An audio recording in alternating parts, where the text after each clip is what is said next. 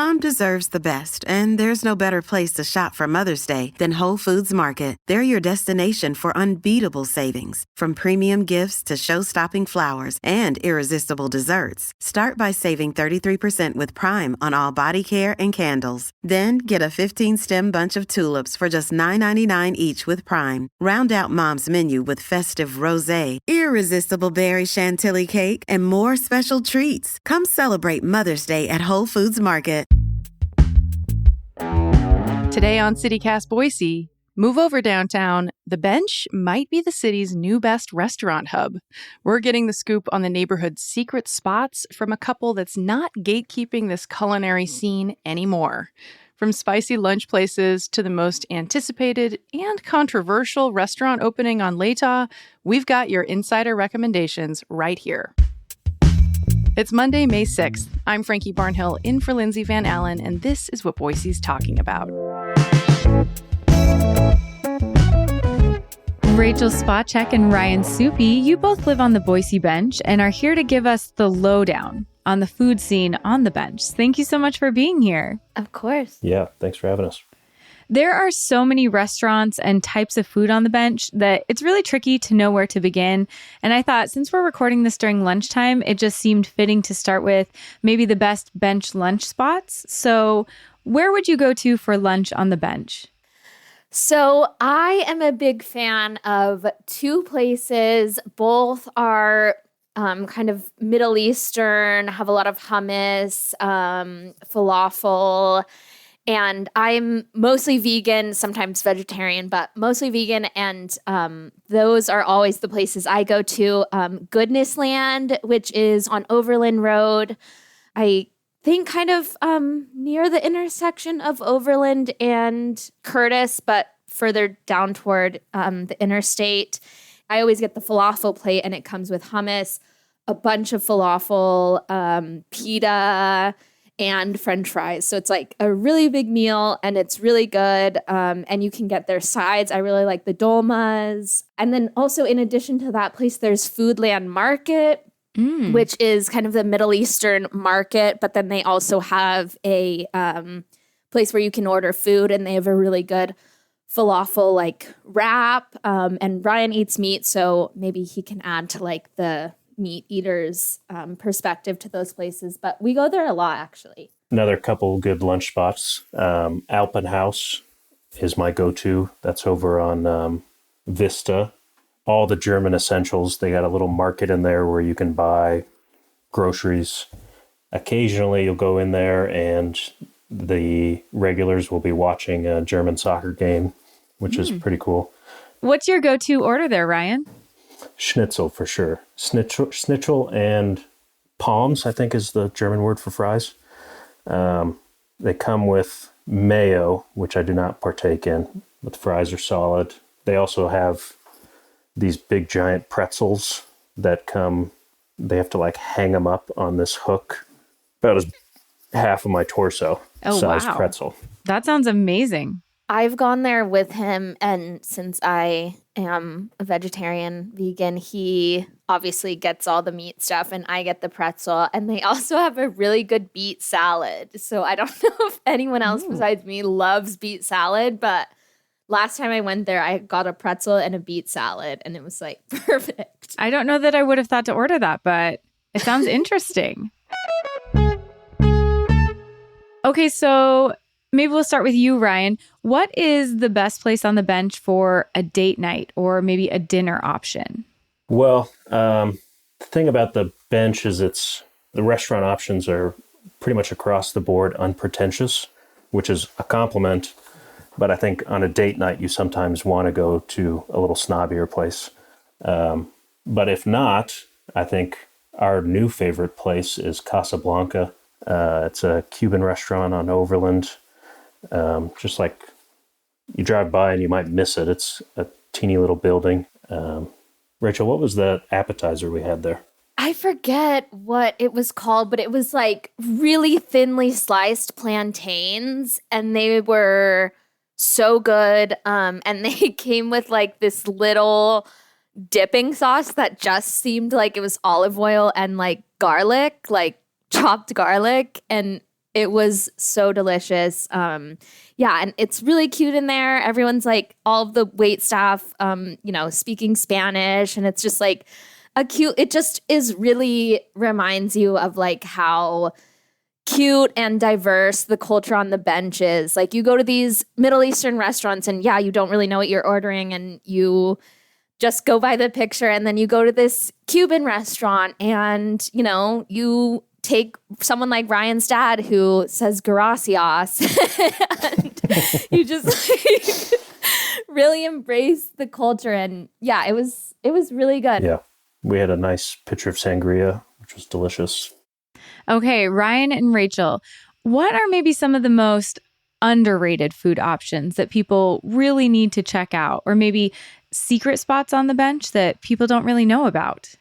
Well, I will say that we pretty recently, after moving to the bench, discovered, I think it's our favorite Thai place. It's just called Thai Cuisine, and it's on Overland, and they have a lot of options. And also my good friend pointed out that they have a full vegan menu. So they have vegan options on their regular menu, but then they also have another menu to make sure like you don't get fish sauce or any egg in your dish. So that was a really big discovery for us. And we've gotten it to go and also eaten in there. So I really like that place, and it's just kind of somewhere that you might just pass on a busy street, but it's so good. And never busy. Every time we've gone, got a table immediately. When we get the takeout, it's ready in 15 minutes. A word of warning, though, we've always found that the spice levels in Idaho are, relative to other places, a little bit weak. Mm-hmm. Not the case at Thai Cuisine. I got bold and got the 5 out of 5 one day, and it hurt. So if you're used to places having stuff that's not spicy enough around here, Thai Cuisine is not one of those. Okay, so they're not using the Boise spice scale. They're using Correct. like an actual spice scale. Yeah. That's good to keep in mind. Staying on the topic of maybe underrated places, I do think the bench is pretty underrated overall in Boise's food scene. Everyone, including our own podcast, mostly talks about downtown restaurants. Why do you think that is? I guess for me, like when I'm thinking of going out on a date night, my first thought is to go downtown. I'm not thinking about the places that I pass by every day. Yeah, I think that is a good point. And if you do want to do like dinner and drink, sometimes it feels more convenient to go downtown because you could stop off at a bar before you go to your restaurant.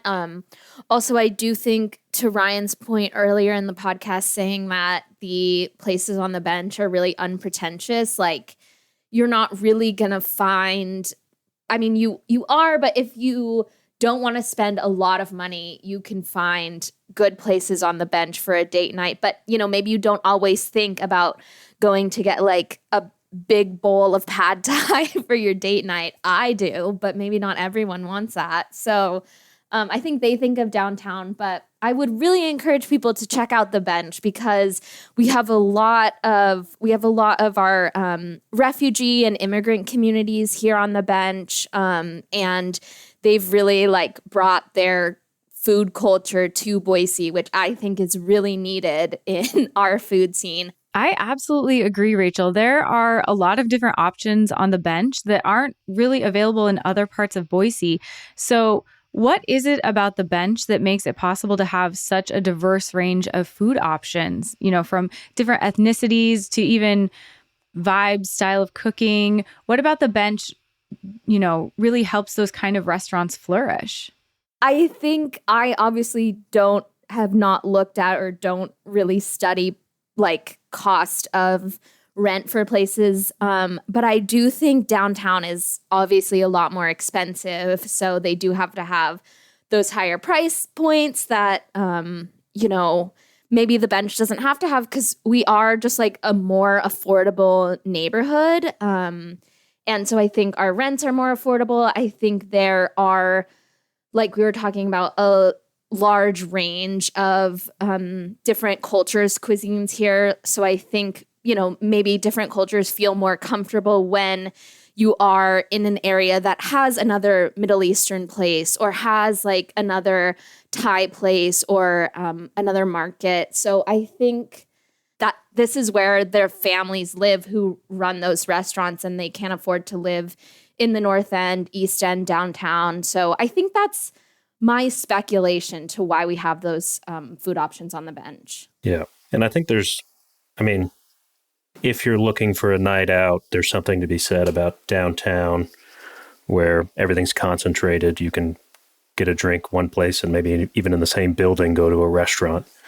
But I think throughout my life, all of my favorite restaurants have been in like nondescript shopping malls that you didn't even know it was there until someone told you about it. So, and I think that's a lot of the good bench restaurants are like that. Yeah, the hidden gems off the beaten trail.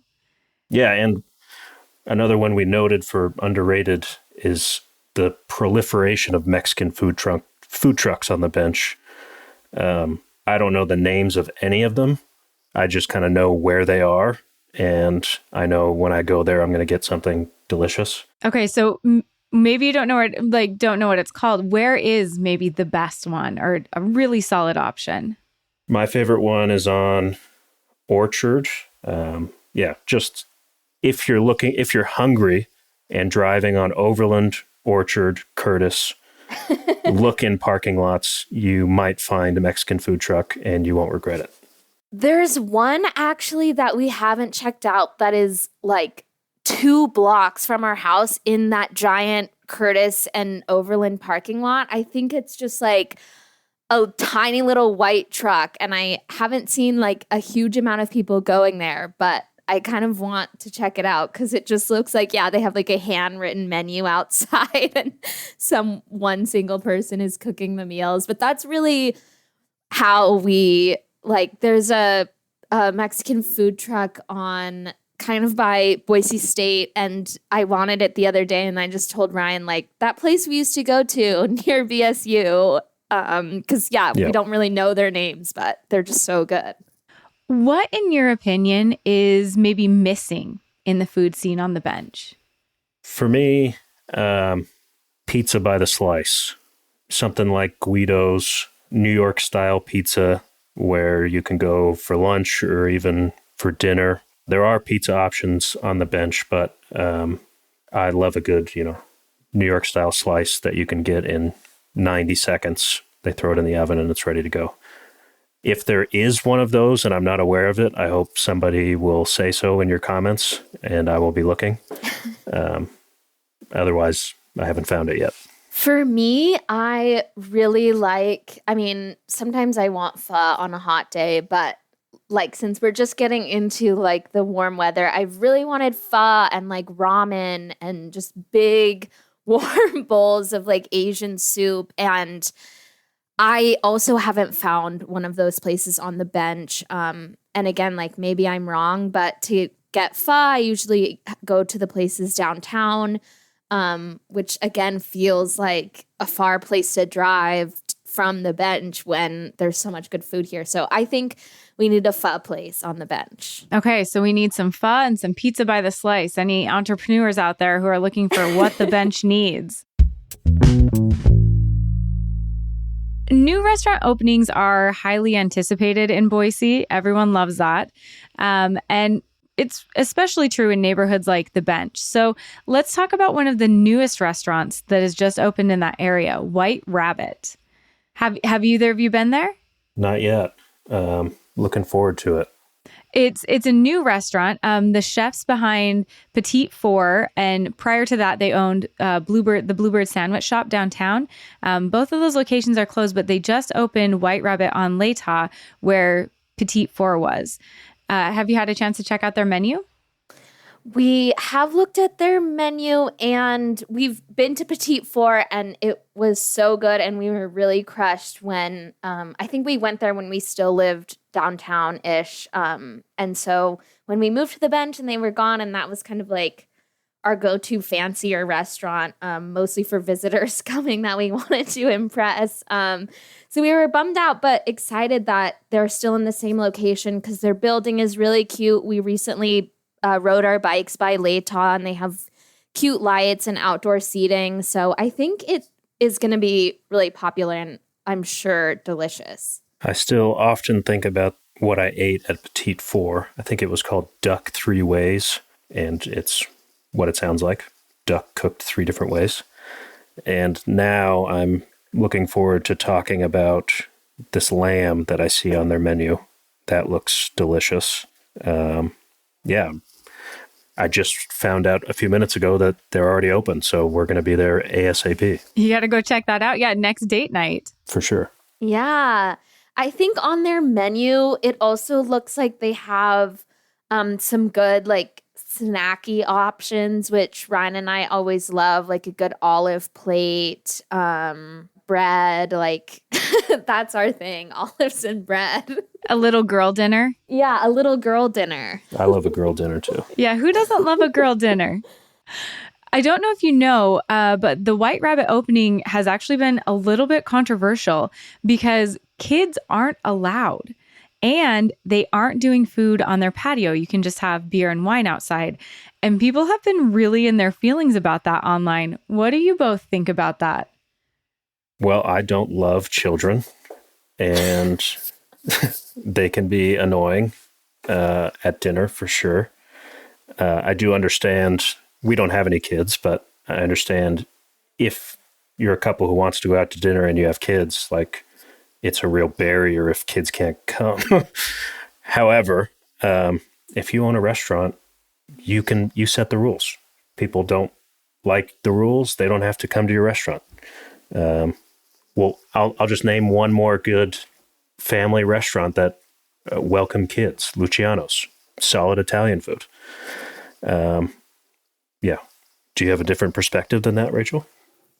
Yeah, I think just given the other places on the bench, I think that, you know, we were just saying like the bench is really welcoming, really unpretentious, and not saying that White Rabbit is pretentious with this kid ban, but I think it is a barrier for, you know, large families who want to go out to dinner, who maybe can't get childcare that night.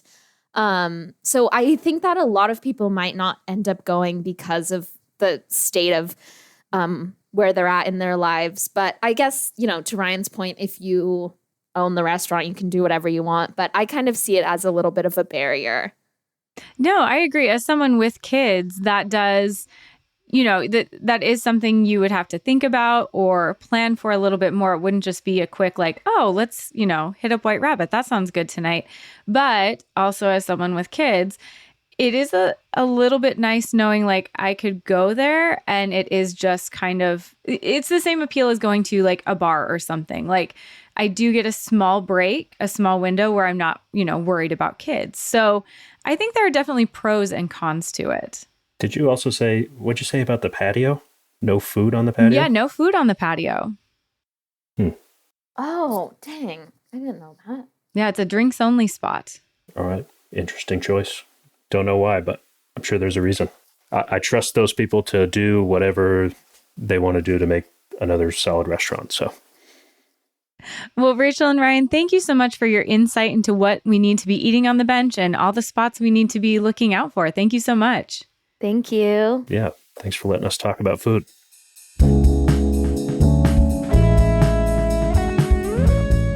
Okay, that's all for today here on CityCast Boise. If you enjoyed the show, hey, don't gatekeep. Tell a friend about us. We'll be back tomorrow morning with more local stories from around the city. See you then.